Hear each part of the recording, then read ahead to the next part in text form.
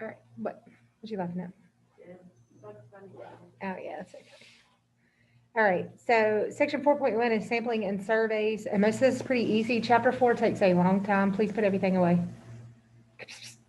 Thanks. Chapter 4 takes a long time, so you'll see that it's split like a lot, okay? So it's probably over the next couple weeks that we're going to be doing this. Most of your homework is pretty cut and dry, like answers, like do this, do this. The only like really long part is when we get into the table of random digits and you have to explain how to do it. So it's not hard. It's not hard, but you literally have to write everything down. So just be ready for that. It's not hard. It's not, I promise. All right. So getting started, suppose we want to find out what percent of young drivers in the U.S. text while driving. To answer the question, we will survey 16 to 20-year-olds who live in the U.S. and drive. Ideally, we would ask them all. If you're asking everybody, that's called taking a census. But contacting every driver in this age group wouldn't be practical. It would take too much time and money. Instead, we put the question to a sample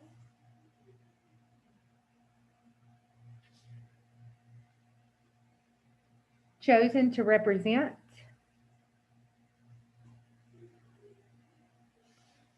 the entire population of young drivers.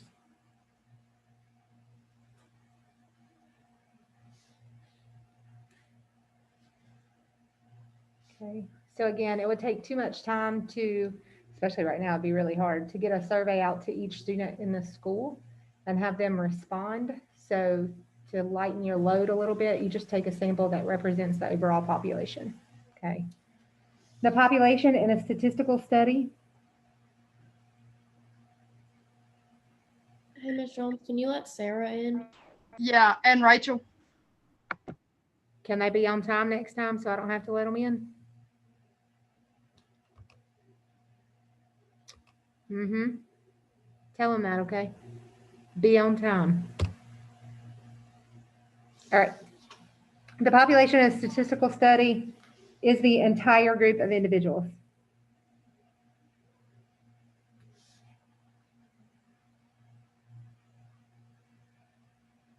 That we want information about. A census collects data from every individual in the population.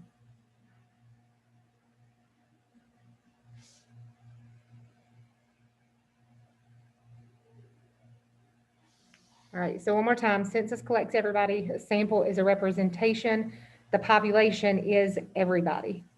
Okay, so those are just three definitions that you should know. A sample is a subset of individuals in the population.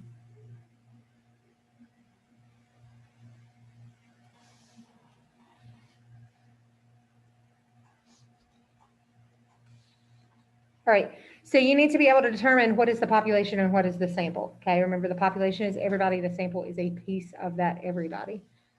So identify the population and the sample in each of the following settings. A furniture maker buys hardwood in large batches. The supplier is supposed to dry the wood before shipping. Wood that isn't dry won't hold its size and shape. The furniture maker chooses 5 pieces of wood from each batch and tests their moisture content. If any piece exceeds 12% moisture content, the entire batch is sent back. So what is our population?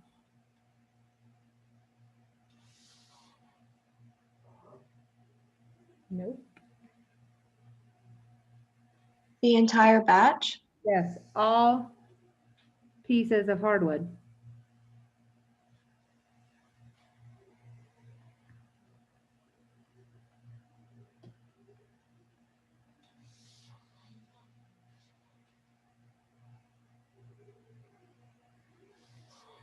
So then what is your sample? 5 pieces from each batch.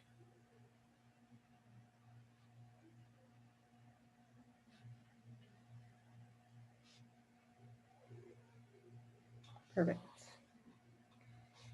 Each week, the Gallup poll questions a sample of about 1,500 adult U.S. residents to determine national opinion on a wide variety of issues. What's your population?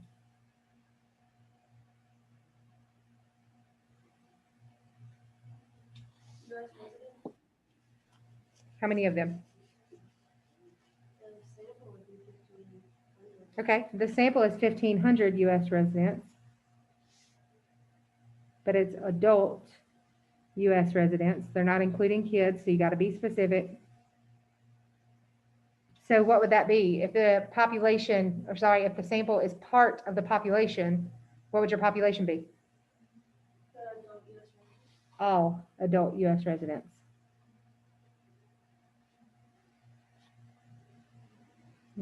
I thought this was gonna be hard. Thought you were struggling. This is not bad.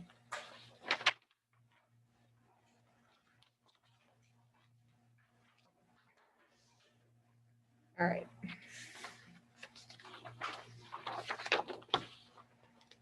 Excuse me. The idea of a sample survey. We often draw conclusions about a whole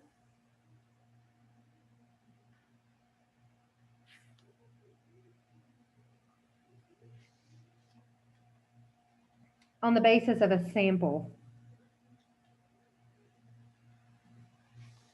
If you do drug trials, they base results of the drug off a drug trial, not of everybody that's taken it, of the people that they've sampled.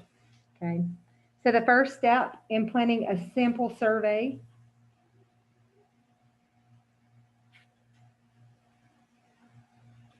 is to say exactly what population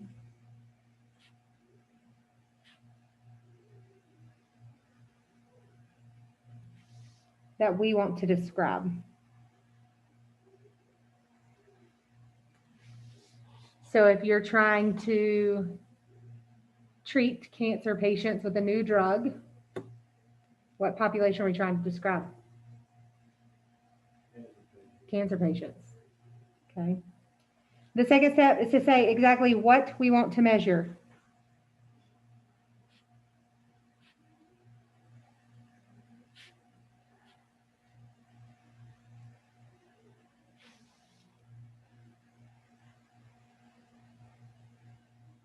Okay, you guys ever heard that aspirin helps in a heart attack, right? Okay, so if we were doing that, the population that we would want to survey would be what? And been what? Or did not, right? So your sample is going to come from all the people who've had heart attacks, some that do and some that don't, okay, that don't take that aspirin. So what do we want to measure? How quickly your, whatever it does, what is it supposed to do? What's it supposed to do? What does aspirin do? Y'all don't know, do you? It does thin your blood. So that's what it's hoping to improve your heart pumping blood to your body, because that's what your heart attack is. It comes off rhythm and then it doesn't pump blood correctly. Do what? It is. It is. Is everybody good? All right. So what we want to measure, that is to give exact definition to our variables.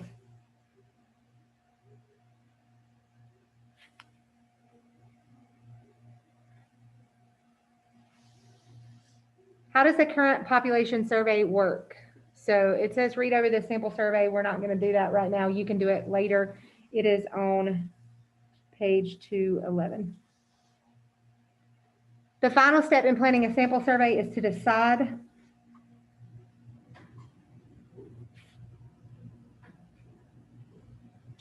how to choose a sample from the population. There are going to be many different ways to sample. The one that we're going to work on the most is a simple random sample, say an SRS. But there are others like cluster and strata, and those are a little bit more hard to think about. Like you got to think about it a little bit more. So those two would be the ones that you would get confused on, but the simple random, you guys are going to be fine. Okay. So how to sample badly. Suppose we want to know how long students at a large high school spent doing homework last week. We might go to the school library and ask the first 30 students we see about their homework time. The sample we get is known as a convenience sample. Why? They're most readily available. Mm-hmm.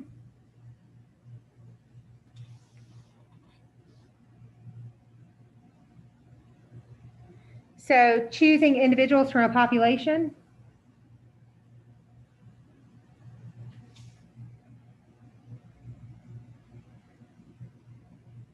Who are easy to reach results in a convenience sample.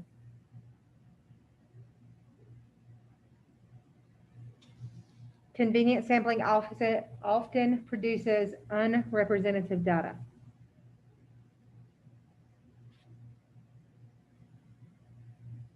Tell me why.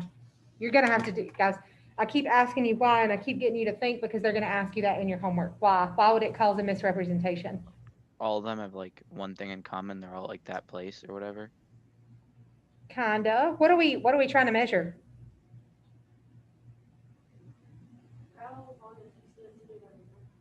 How long it takes students to do their homework? Okay. So why, what are you going to find in the library? Seriously. It's not, yeah, pretty much. I knew that was coming. You're going to find people who study more, right? You're going to find people that really, really do their homework or really take their time. Whereas people that don't go to the library may not do as much. So there's where your bias is going to happen. And we'll start talking about bias as well. So that's why it's unrepresentative. You don't get every person in the population represented. Does that make sense? Okay. So why was our homework survey bad? Students in the library.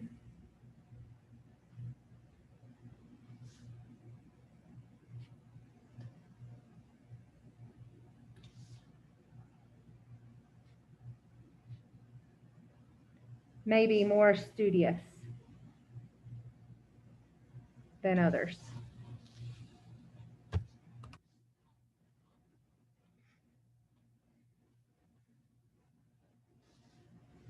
Again, I just told you this is called bias. It's using a method that favors some outcome over others.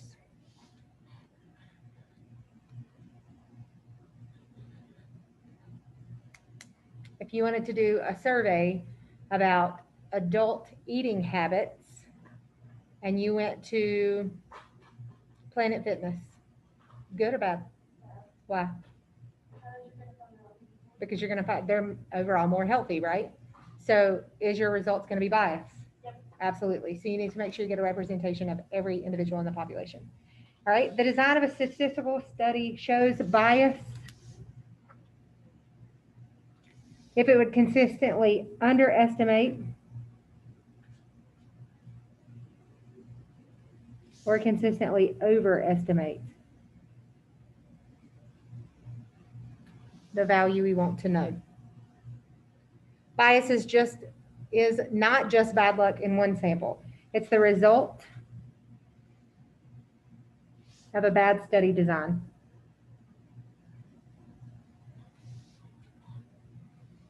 It will consistently miss the truth about the population in the same way. Convenient samples are almost guaranteed to show bias. So are voluntary response. And we'll talk about all of these.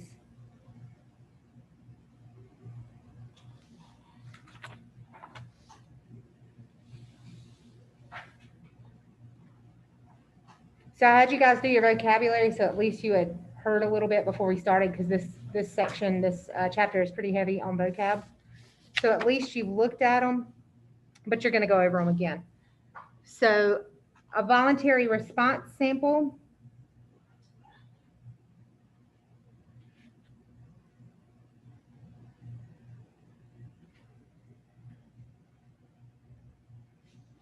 consists of people who choose themselves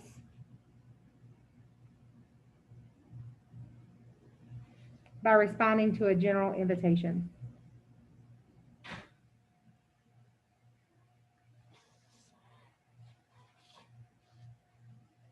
Okay.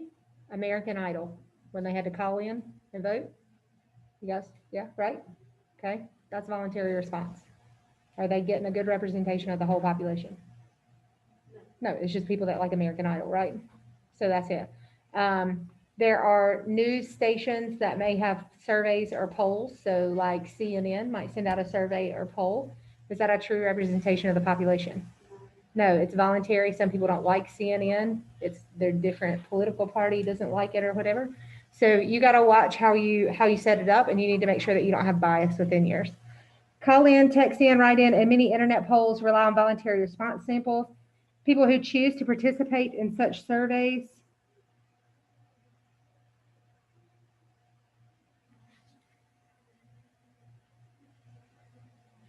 are usually not representative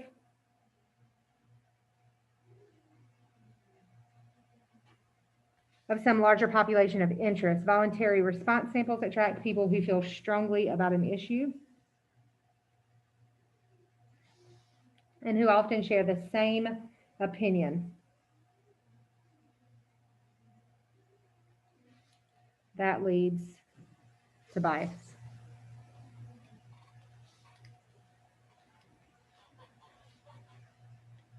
All right, so former CNN commentator Lou Dobbs doesn't like illegal immigration. One of his shows was largely devoted to attacking a proposal to offer driver's licenses to illegal immigrants.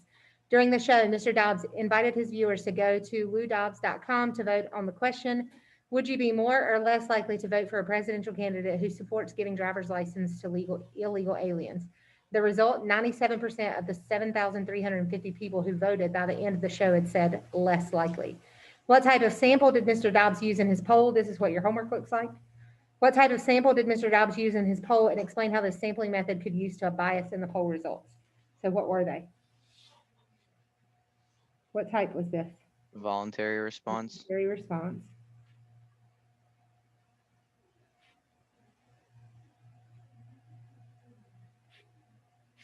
It's because all these people would choose to respond.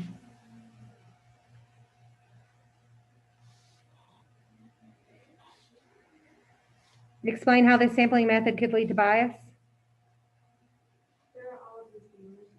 So what do you know about them?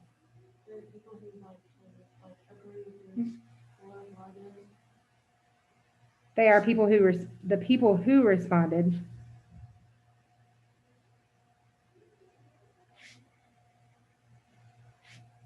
have the same views and feelings.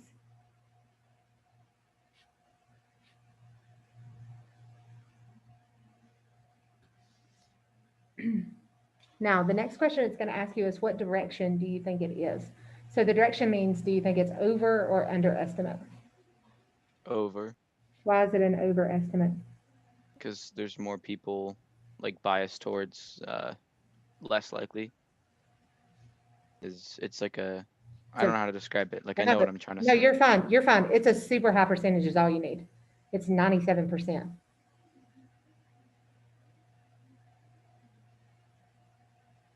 All right, so we're going to do the same thing on the check your understanding.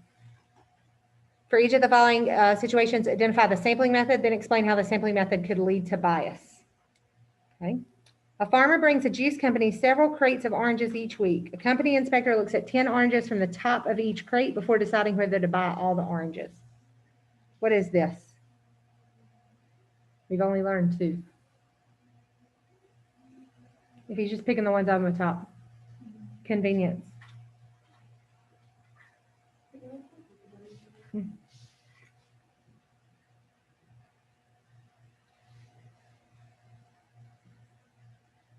And why could this lead to bias?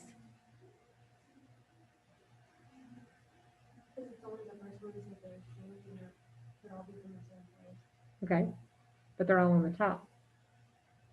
They could put all the pretty oranges on top. They could, but what if it's a machine that's loading them? I'm just playing devil's advocate, so don't freak out about what I'm saying. None of you are wrong. What are we looking for?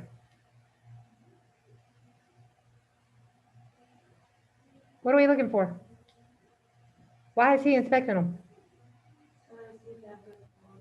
Right, to see if we're good oranges. Y'all are being too intelligent right now, okay? So I need you to take it down a little bit. So we're looking for good oranges, but where's he looking? So what's he gonna miss? Yeah, I told you, stop thinking. Thank you. Stop thinking so hard. What could be in the bottom of the crates? The bad oranges. Could be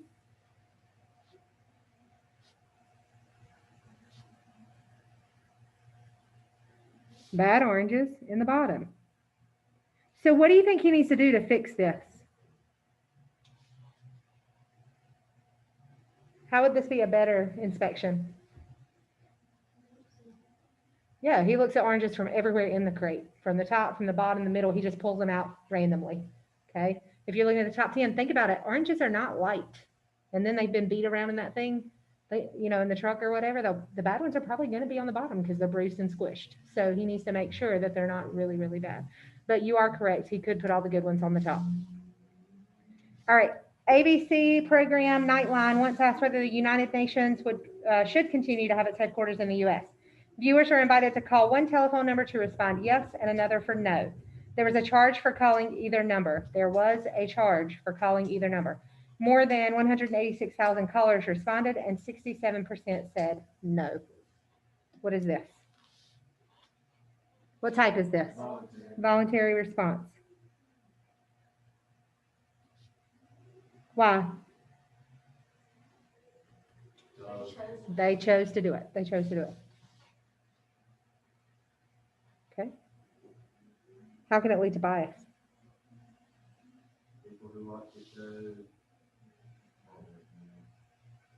Think about this. I think American Idol was the same way. You pay for it, right? How many of you are going to pay for that? Not a lot. Who's going to pay for it? That's exactly what you're looking for. People who feel strongly would call.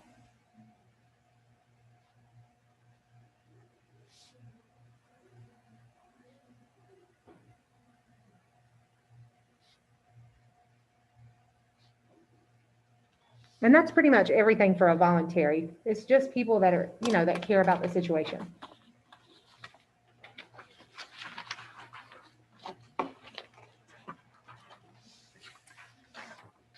All right, how to sample well, simple random sampling.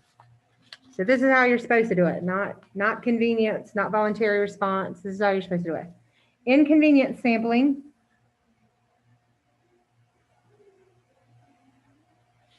The researcher chooses easy to reach members of the population. Involuntary response. People decide whether to join the sample. Both sampling methods suffer from bias due to personal choice. That's the idea of random sampling.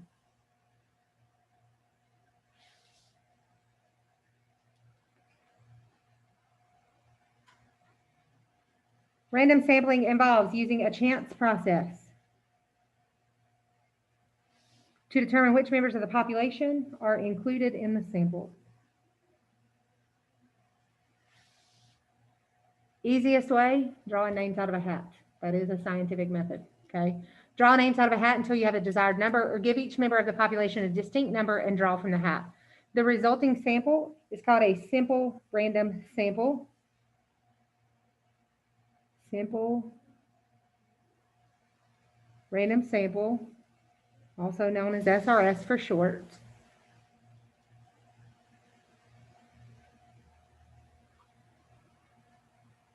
Change this to an SRS so I don't have to make you write the whole thing out. An SRS of size N is chosen in such a way that every group of N individuals in the population has an equal chance to be selected as the sample.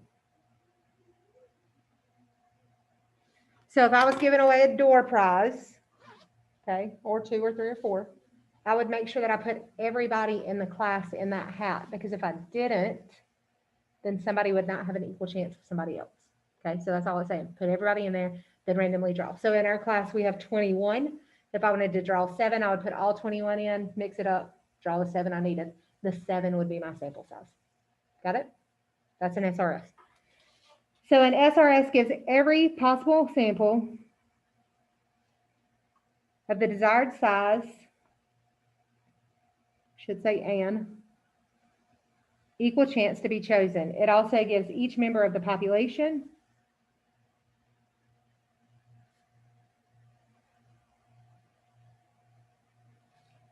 an equal chance to be included in the sample.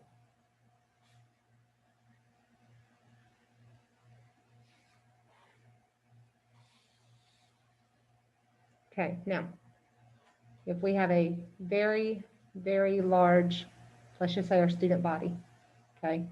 It's not humongous, but it's large enough. Would we want to put all those names in a hat and draw them out? No. So that's what it's saying. The hat method won't work well if the population is too large.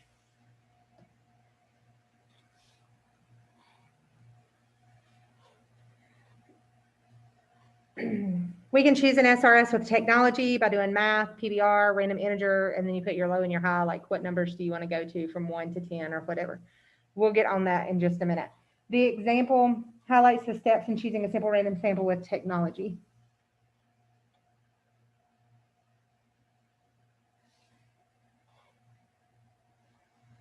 So remember, I told you you're going to have to label all the steps. So this is exactly what you're going to have to do. So it's going to ask you to describe how you got your sample. This is exactly what you do. Step 1, you're going to label. You're going to give each individual in the population a distinct numerical label from 1 to n, whatever it is. So if we're in stats class 1 to 21. Very good. Step 2, randomize. Use a random number generator to obtain n different integers from 1 to n. If you don't have technology, you can use a table of random digits and choose an SRS. So here's your table table D. This is in the back of your book. These numbers mean absolutely nothing. They literally are random numbers, but they've broken them into groups of 5 because if you think about your phone numbers and stuff like that, numbers 3 through 5, like your body, like your brain keeps that going. Okay, so you can remember them. So it's easier to look at if they split them into groups of 5. They are random numbers. They are not related at all. They are actually single digits pushed into groups of 5 so that they're easier to read. That's it. Okay, there's nothing special about the groups of 5. We're going to work with that table D in just a minute, okay? You can think of this table as a result of someone putting the digits 0 to 9 in a hat, mixing, drawing one, replacing it, mixing it again, drawing another, and so on. The digits have been arranged in groups of 5 with numbered rows to make the table easier to read. The groups and rows have no special meaning. Table D is just a long list of randomly chosen digits. As with technology, there are 2 steps in using Table D to choose a random sample. The first one is label, and the second is randomize. We'll go over how to do it in just a second. Your sample contains the individuals,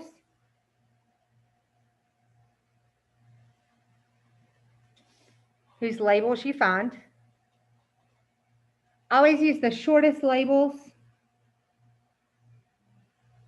that will cover your population. For instance, you can label up to 100 individuals with 2 digits, 01, 02, all the way up to 99, and 00 representing 100, or you can do 00 representing 0. Okay, so it's whichever way that you need it to go. As standard practice, we recommend that you begin with label 1 or 01 or 001 or blah, blah, blah, as needed. Okay. So choosing an SRS with Table D. The school newspaper is planning an article on family-friendly places to stay over spring break at a nearby beach town. The editors intend to call 4 randomly chosen hotels and ask about their amenities for families with children. They have an alphabetized list of all 28 hotels in the town. Use Table D at line 130 to choose an SRS of 4 hotels for the editors to call. So what's the first thing that we do when we want to randomize or choose an SRS? Label. So how many do we have here? 28. So start with 1. And the reason we're doing 01 is because we have 10, 11, 12, 13. We have 2-digit numbers, okay? So if we have 2-digit numbers, we want to do 01. What's the next one going to be? Yeah, don't make it complicated. The other one? Okay, go ahead and do this all the way down. 04. And go quick. We get to 10, 11, 12. We're good to go. 13, 14. And I'm doing them down the lines because that's alphabetical order. That's all.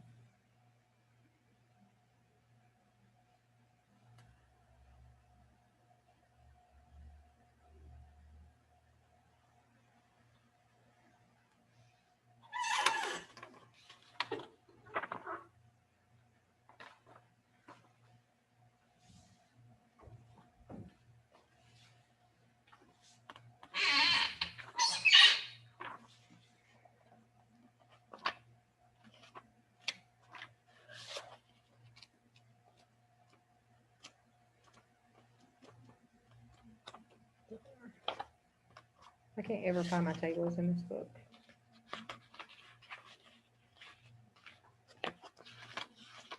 All right.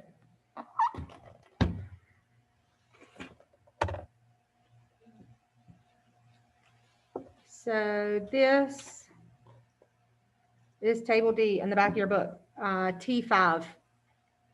Okay, so let me show you how this works. It says start at line 130. So if you look here, we start at line 101. They mean absolutely nothing. All they're telling you line 130 for is so that we're all on the same page. That's the only reason. You could, if you do it yourself, if you set it up yourself, you can start at any line that you want to. Okay, so they're telling you 130 so that we get the same answers. So we're going to go down to line 130, and you'll see it sets of 5, right? Is everybody good? But what numbers are we looking at? Are we looking at 5-digit numbers? What are we looking at? 01, 02, 03, 2-digit numbers. Okay, so let me show you how this works. I'm going to write in my book so you guys can see it. You're going to start with the first set of 2-digit numbers, 69. Very good. Do we have a 69 on our paper? No. So they'll give you a table, and I just put a little X above it. You can't really see that X. What's my next 2-digit number? 05. Do I have an 05? That's the first one I'm going to call. So circle that one. That's the first one I'm going to call. So Beach Castle would be my first one. What's your next 2-digit number? It is 16. Do we have a 16? So I'm going to call 16. I usually put like a little check mark above it. What's your next number you're going to call? 48. But we don't have a 48, right? So we just skip it and keep going. Then we have a 17, right? Okay. So we've called, or we're going to call Beach Castle, Radisson, and Ramada. Your next 2-digit number. Do I have an 87? No. What's your next number? I already called them, right? Keep going. What do I got to do? I don't have a 40. What do I do? I don't need a 95. What's next? I already called them. What do I do? 84. Keep going. Yep. Don't have one of those. Yep. Don't have one of those. And then we finally get 20. So our last one that we're going to call is C Club. That's it. That's how you use the table of random digits. If we haven't been able to like Hold on. find one on the road, Hold on, Rachel. What? No, it doesn't matter what order. You just which ones are you calling? Yeah. Now tell me, Rachel, what? Never mind. Are you sure? Wes was asking a question at the same time. You just couldn't hear him. No, it's fine. Promise? Yeah. Okay. All right. Any questions about the table of random digits? Yes. So when we're doing that, are they gonna see like what line to start on? Yes, or they'll give you an excerpt of a line. Okay. So everybody good? So again, you should have had Beach Castle, Radisson, Ramada, and C Club would have been the ones that you should have chosen. All right. That's it for today. Is everybody good?